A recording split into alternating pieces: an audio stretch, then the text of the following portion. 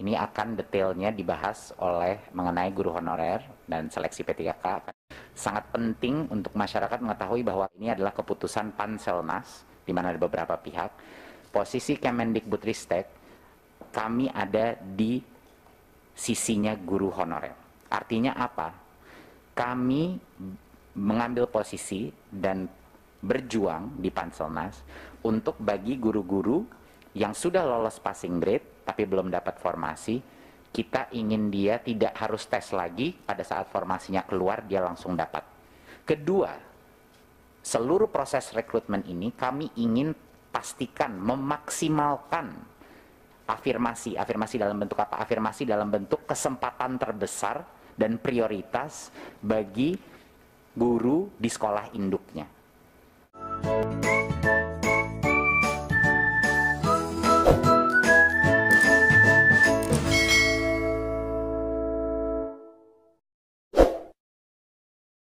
Assalamualaikum warahmatullahi wabarakatuh. Terima kasih Pak Ketua, Ibu Bapak Wakil Ketua, anggota Komisi 10 DPR RI. Selamat tahun baru 2022. Walaupun kita masih banyak tantangan ke depan, tapi saya optimis tahun ini transformasi pendidikan kita akan semakin positif. Untuk topik pertama, ini akan detailnya dibahas oleh mengenai guru honorer dan seleksi P3K, akan dibahas oleh Dirjen GTK Mas Iwan. Tetapi sebelum itu mungkin saya memulai sedikit sebagai intronya. Saya rasa masyarakat juga harus mengetahui bahwa kita punya undang-undang ASN yang mengunci dua hal dalam rekrutmen P3K ini. Yang pertama, undang-undang ASN itu mengunci bahwa baik dari pihak swasta maupun negeri harus diberikan kesempatan untuk masuk dalam seleksi guru. Jadi itu hal yang dikunci oleh undang-undang. Dan yang kedua adalah pegawai ASN harus bekerja di dalam organisasi pemerintahan. Jadi ini dua hal yang memang dikunci oleh undang-undang ASN. Tetapi saya mengerti bahwa ada dua isu besar. Satu isu yang terbesar adalah beberapa guru yang tentunya yang lolos passing grade tapi tidak ada formasi.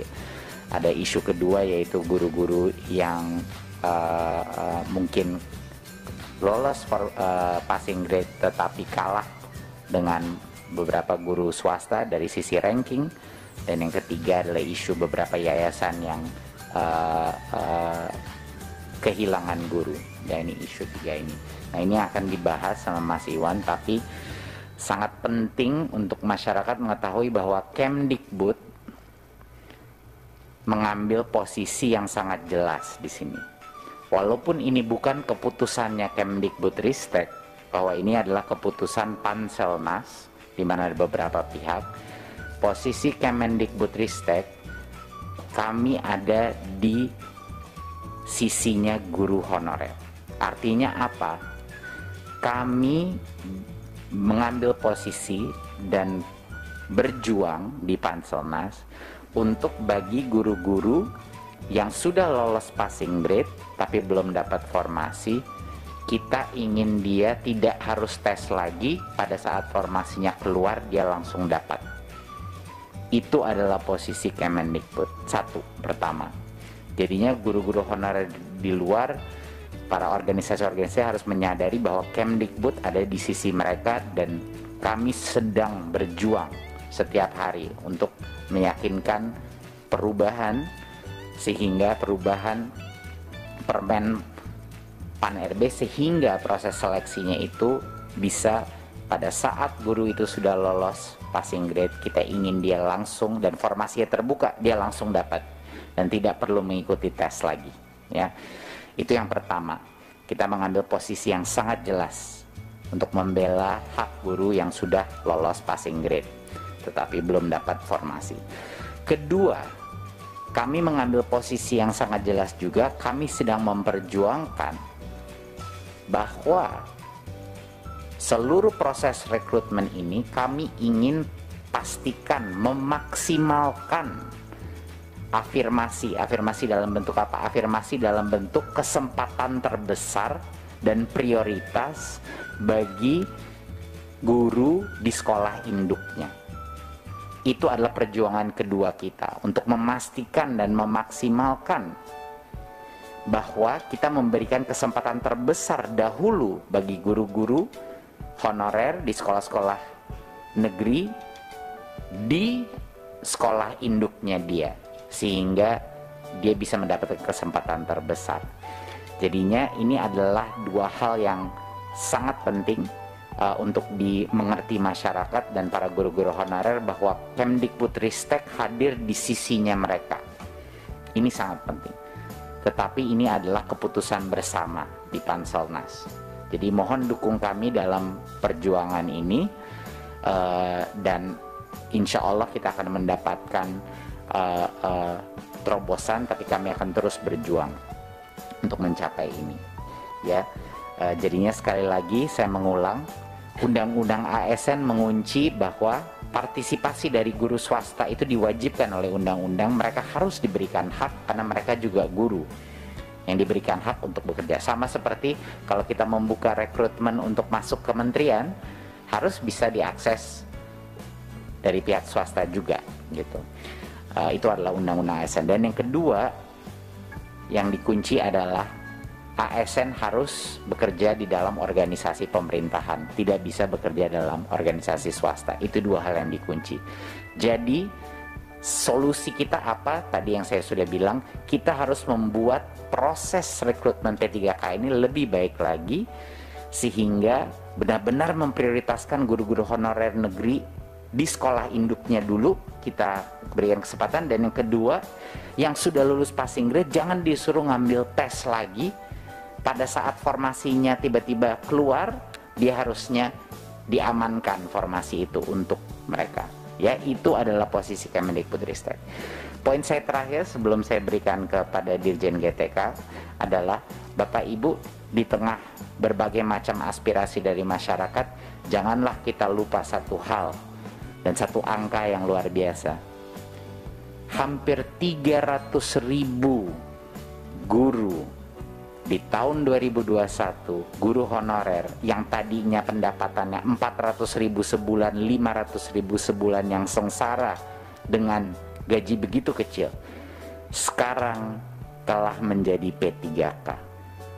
300.000. Kapan itu terakhir terjadi? Mungkin saya tidak, Bapak Ibu mungkin yang bisa lebih ingat kapan itu terjadi. 300.000 guru sekarang kesejahteraannya terjamin, yang tadinya tidak. Jadi itu menurut saya suatu hal yang patut juga dirayakan, walaupun proses seleksi ini masih tidak sempurna, dan kita terus akan perjuangkan hak-hak guru induk, guru honorer. Tetapi angka 300.000 ini tidak kecil, dan ini akan merubah kehidupan dan kesejahteraan mereka selama-lamanya. Jadi ini merupakan hal yang mungkin patut diingat. Jadi poinnya Bapak Ibu, kami menginginkan bantuan dari Komisi 10 untuk mengkomunikasikan ini kepada masyarakat, terutama yang isu formasi. Kalau semua Pemda telah mengajukan formasi yang kita inginkan sesuai dengan target kita, kita tidak akan ada yang namanya lolos passing grade tapi tidak mendapatkan formasi. Pasti semua yang lolos passing grade langsung menjadi P3K. Dan sekarang sudah sangat jelas, surat dari Kementerian Keuangan sudah keluar bahwa uang anggaran untuk guru P3K itu sudah dikunci. Sudah dikunci, artinya tidak bisa digunakan untuk hal-hal lain, hanya untuk itu, hanya untuk P3K. Jadi sudah tidak ada lagi alasan kenapa formasi tidak diajukan secara full sesuai dengan anggaran yang sudah dikunci itu, karena uang itu tidak bisa digunakan untuk hal-hal lain. Jadi mohon Bapak Ibu dalam sosialisasi ke masyarakat dan juga ke masing-masing Pemda ini bisa ditekankan, itu akan sangat membantu konstituen Bapak Ibu di masing-masing dapil. Dan poin saya yang terakhir adalah untuk mengulangi lagi bahwa posisi kami sangat jelas di sini. Kami berada di sisinya guru honorer yang merasa kami juga setuju dengan mereka bahwa guru honorer di sekolah induk yang lolos passing grade harus diprioritaskan untuk mendapat posisi itu dan juga tidak harus mengambil tes lagi. Jadi itulah permintaan kita terhadap perubahan yang kami ajukan kepada Panselnas.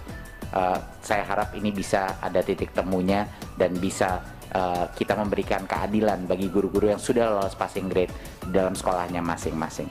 Terima kasih.